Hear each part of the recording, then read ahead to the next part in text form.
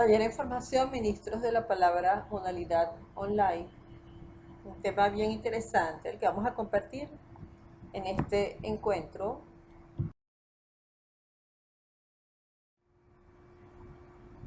Estamos en el módulo 3, en la segunda unidad, celebrar la palabra.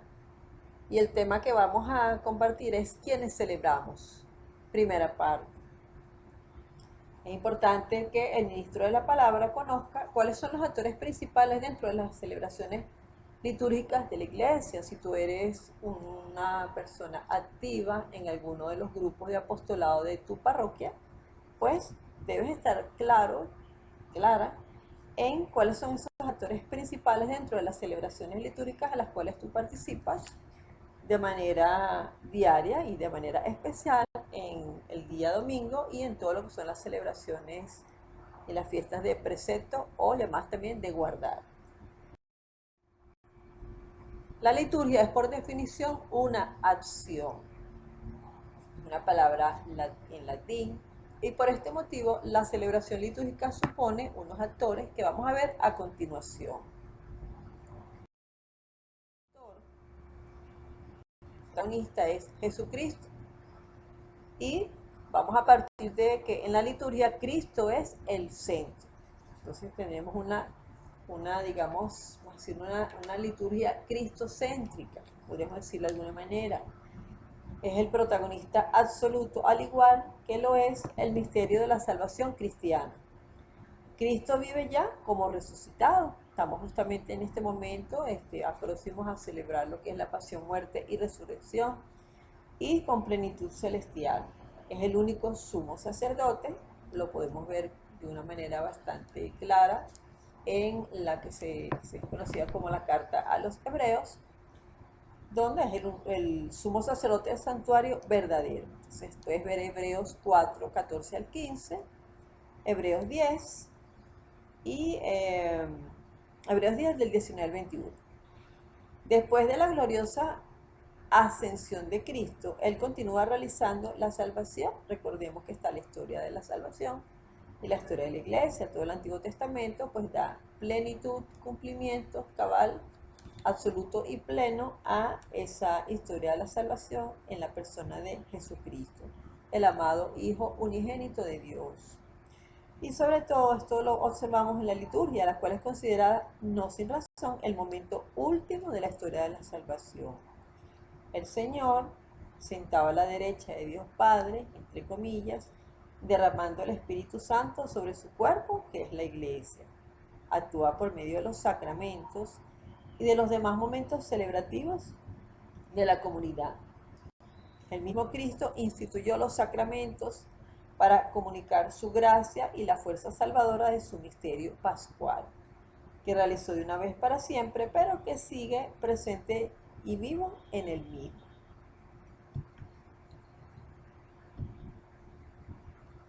El misterio pascual de Jesucristo como evangelio y como liturgia, oye bien, como evangelio, que él es la palabra de Dios, el verbo de Dios hecho carne, como evangelio y como liturgia, continúa en la iglesia por el ministerio de los apóstoles y de sus sucesores, conducidos por el Espíritu Santo. Entonces aquí puedes revisar Sacrosantum Concilio número 6, que le hemos venido compartiendo eventualmente. La liturgia es la celebración, por lo tanto, del misterio pascual de Jesucristo en la historia, y de este modo se continúa la realización de la salvación cristiana.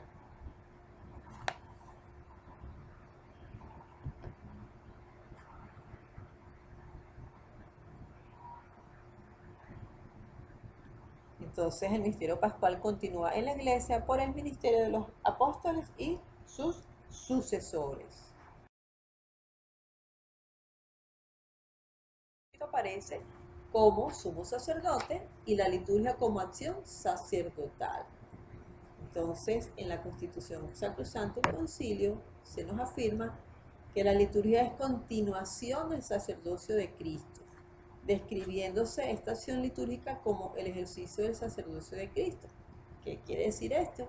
Que el mismo sacerdocio de Jesucristo sacramentalmente en el acto. ¿Okay? por cuanto afirmamos que la liturgia es el ejercicio del sacerdocio de Jesús. En este caso nos estamos refiriendo al sacerdocio sacramental de toda la iglesia. Entonces tenemos en primer lugar el sacerdocio de Jesús, de Cristo. En segundo lugar, el sacerdocio sacramental de la iglesia, bien sea el sacerdocio común de todos los bautizados, como tú y yo, sea sacerdote según su jerarquía, esencialmente diverso, aunque los dos proceden y son participación del único sacerdocio de Jesucristo. Es bien importante tenerlo claro. Para entender nosotros plenamente la liturgia como una acción sacerdotal de Jesucristo en relación con el misterio pascual, contenido con las celebraciones litúrgicas, no basta, por tanto, afirmar que la liturgia es una institución de Cristo y la Iglesia, en la que participamos gracias al carácter sacramental del bautismo, de la confirmación y el sacramento del orden, en su caso, sino que es necesario partir de Jesucristo y de su cuerpo como templo en el que se rinde a Dios el verdadero culto en el Espíritu Santo. Entonces, de esta manera hallamos el sentido y la realidad existencial del sacerdocio de Cristo. Entonces es necesario partir de Jesucristo y de su cuerpo como templo, ¿verdad?, en el que se rinde a Dios el verdadero culto en el Espíritu Santo. El cuerpo de Cristo, por el misterio de la redención, es el sacrificio de la nueva y eterna alianza de Dios con los hombres. Bajo esta luz se comprende entonces la celebración litúrgica como una acción sacerdotal de Cristo glorificado que entra en la existencia concreta del hombre para salvarlo y liberarlo de la esclavitud del pecado y de la muerte. Entonces podemos decir que Cristo, sacramento del Padre, Dios Padre, nos revela la bondad y el amor de Dios para que el hombre pueda participar de su vida y de su muerte redentora. Jesús es el Señor, no es solamente el fundador de la liturgia, sino también su fundamento permanente. Esta es la acción trascendente de Dios, pues la liturgia es la actuación del sacerdocio de Cristo en el ministerio sacerdotal. La liturgia es el ministerio de Jesucristo, siempre vivo y operante en la iglesia.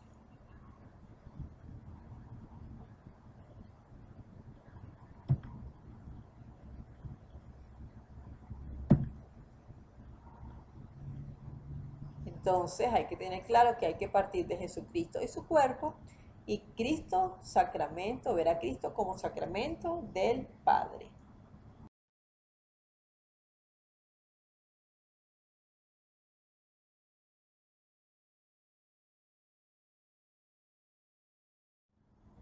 Por otro lado, tenemos la presencia de Jesucristo en la liturgia.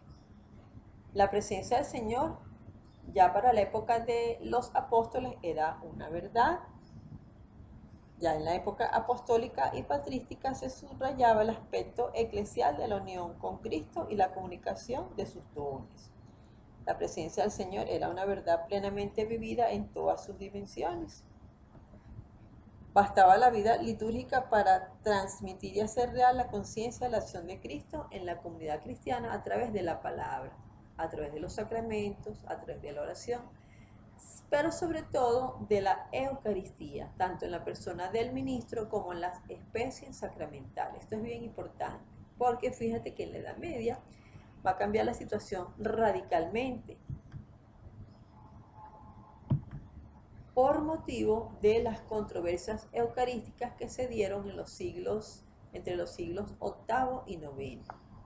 Entonces los teólogos se centraban en la presencia de Cristo en las especies eucarísticas, quedando, digamos, como una sombra, la presencia de Cristo en la iglesia y en la liturgia.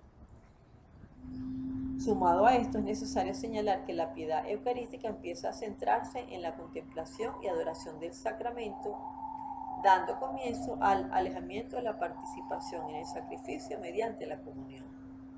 Con el movimiento litúrgico entonces se comienza a considerar de una forma nueva la presencia de los misterios de la vida de Cristo en la Eucaristía, en los sacramentos y en las solemnidades del año litúrgico. En este mismo periodo se desarrollan el movimiento bíblico y la renovación eclesiológica. Y todo esto va a contribuir a que la Iglesia en las celebraciones litúrgicas descubra la presencia viva y operante del Señor. Por otro lado, también te comparto que el magisterio de la Iglesia aborda el tema de la presencia de Cristo en la liturgia de una manera especial a partir del Papa Pío XII, quien en su encíclica Mediator Dei encontramos la presencia de Cristo en la liturgia como una presencia ya diferenciada. El misterio pascual de Jesucristo, las acciones y pasiones del Señor continúan en la liturgia en cuanto a su finalidad redentora. Y el cristiano, mediante la fe y los sacramentos de la fe, se pone en contacto entonces con el Señor y con la virtud que brota constantemente de su cuerpo para nuestra salvación.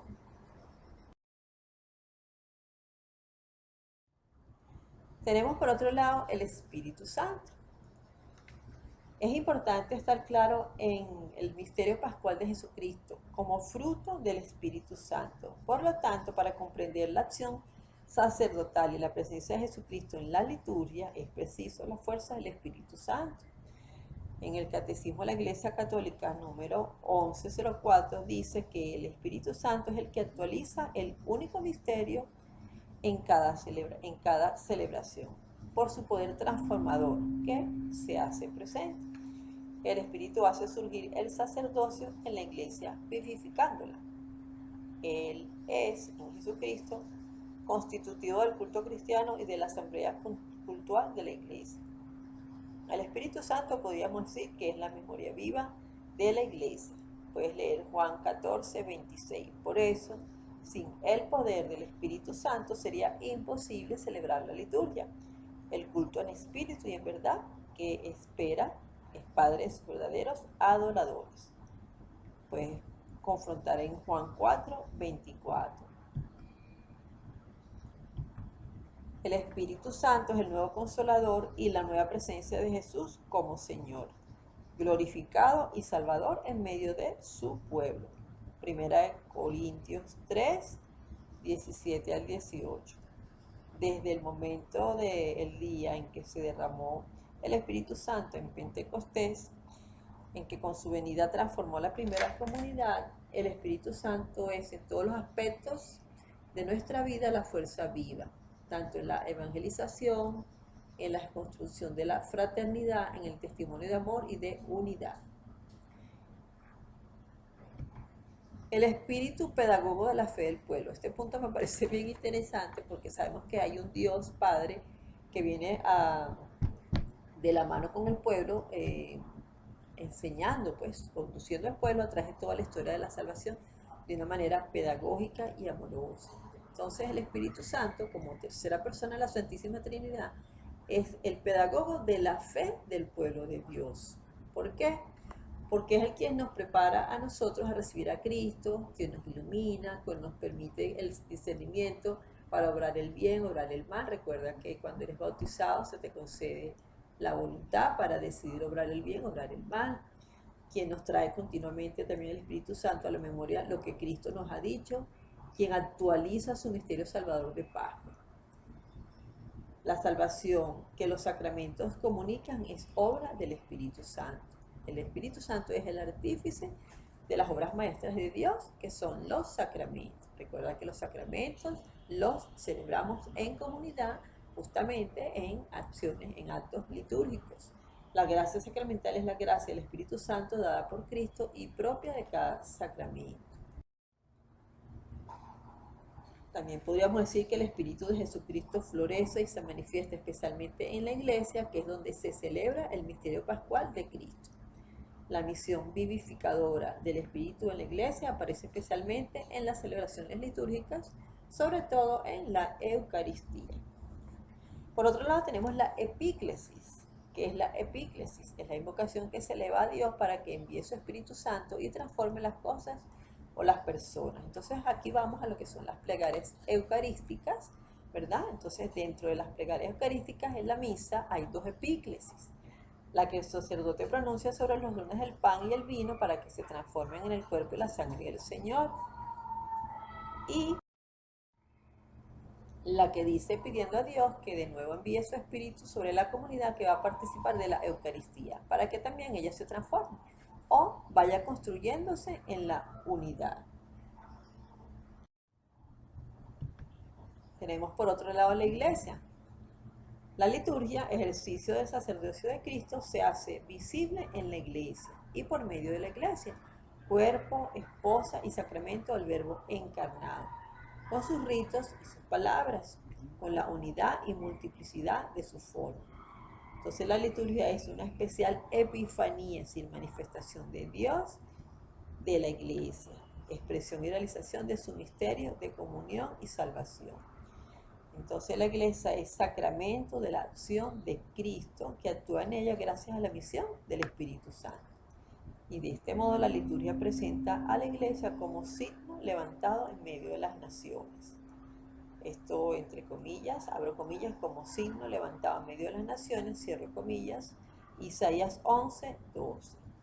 Para que debajo de él se congreguen en la unidad los hijos de Dios que están dispersos hasta, abro comillas, que haya un solo rebaño y un solo pastor, cierro comillas.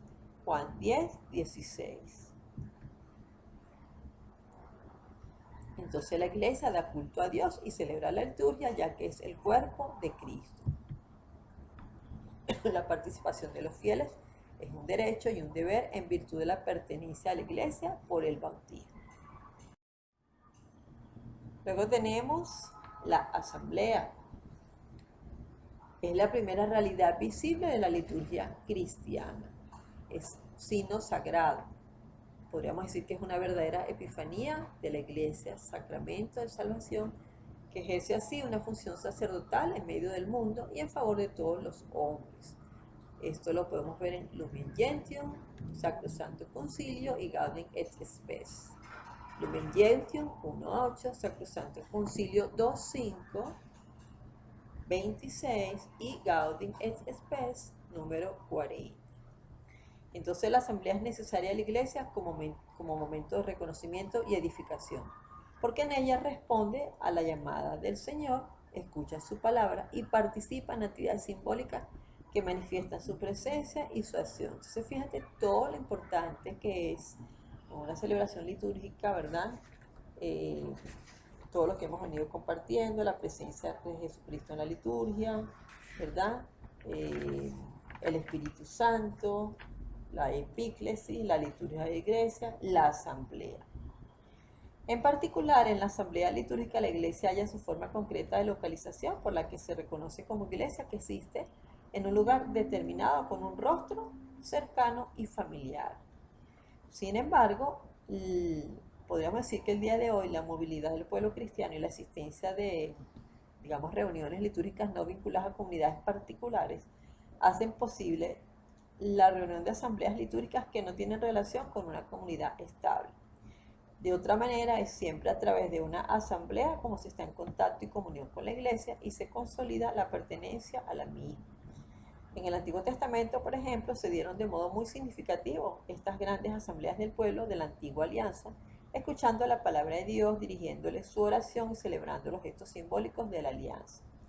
El pueblo se sentía convocado por Dios. Y en el Nuevo Testamento, inmediatamente después de la glorificación de Jesús y la efusión del Espíritu Santo en Pentecostés, la convocatoria se produce en torno a Cristo Jesús y se llama sobre todo iglesia. En griego, eclesia, pueblo convocado y congregado. A lo largo de los siglos, la iglesia nunca ha dejado de reunirse para celebrar el misterio pascual. En este sentido, la tradición de la iglesia nos ofrece testimonios de las asambleas litúrgicas, sobre todo las dominicales. Entonces, es importante también acotar que el sujeto propio de la celebración litúrgica es el nosotros, no el yo.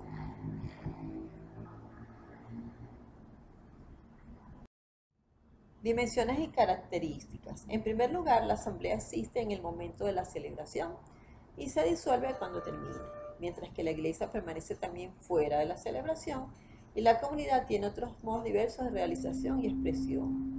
Tú has escuchado la expresión iglesia somos todos. Bueno, no necesariamente cuando estamos solamente en la celebración como tal, sino que también fuera de ella, la comunidad tiene otras maneras de realizar esta celebración y de expresar.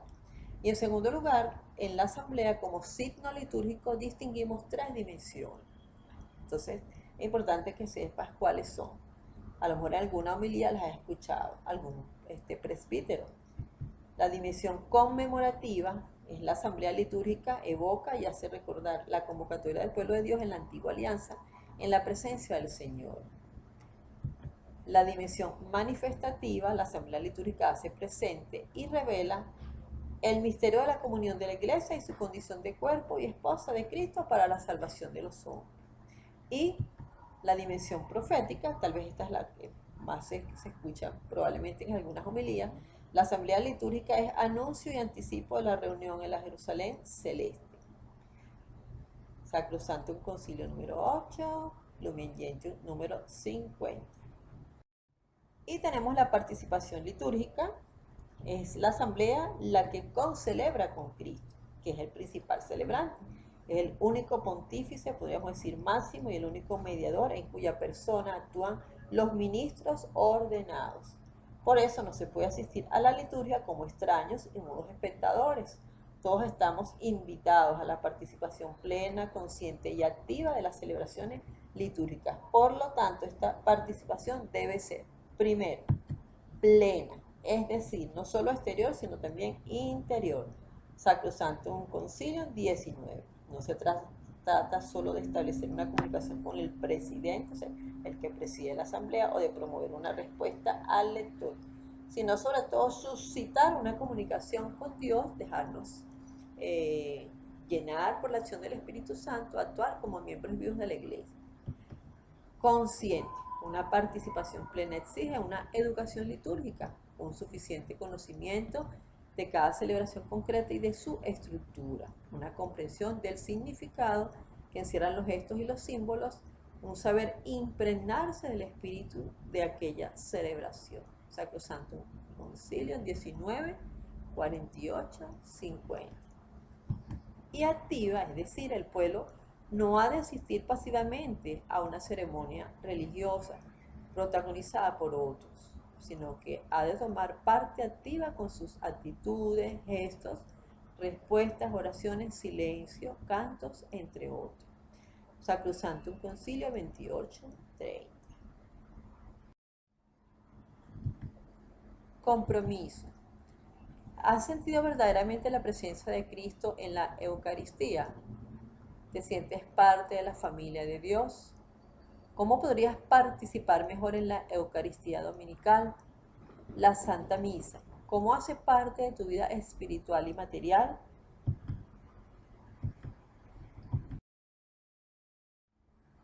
Mateo 18:20 dice: donde 2 o 3 se reúnen en mi nombre, allí estoy yo en medio de ellos.